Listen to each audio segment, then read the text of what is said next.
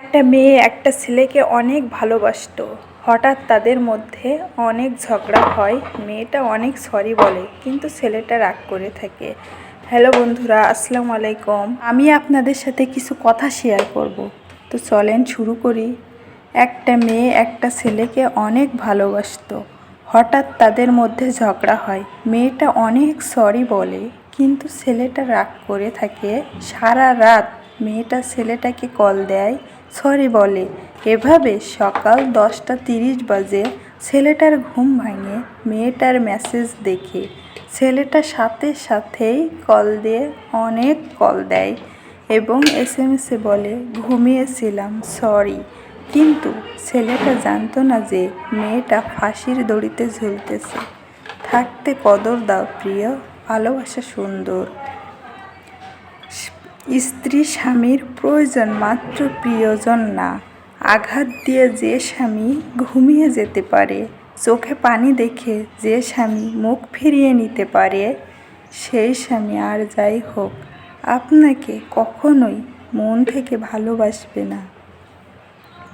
স্বামীকে ভালো রাখার জন্য কিছু কৌশল।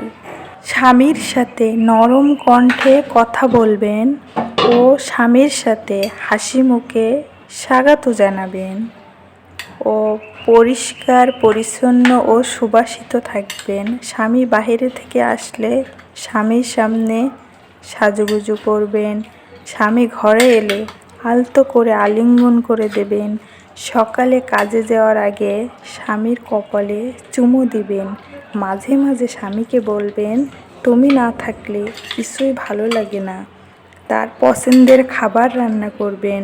তার সামনে তার মা বাবাকে প্রশংসা করবেন এবং স্বামীকে নামাজে উৎসাহিত করবেন এবং আপনিও নামাজি হবেন।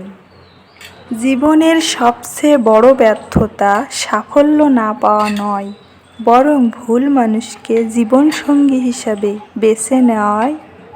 কারণ পথ চলার সঙ্গী যদি ঠিকানা হয়, তাহলে সবচেয়ে সুন্দর পথও কঠিন মনে হয়। তুমি যত বড় স্বপ্নই দেখো, যত দূরেই এগিয়ে যাও, যদি পাশে এমন কেউ না থাকে যে তোমার হৃদয়ের ভাষা বোঝে, তাহলে সেই পথটা ক্লান্তিকর হয়ে পড়ে।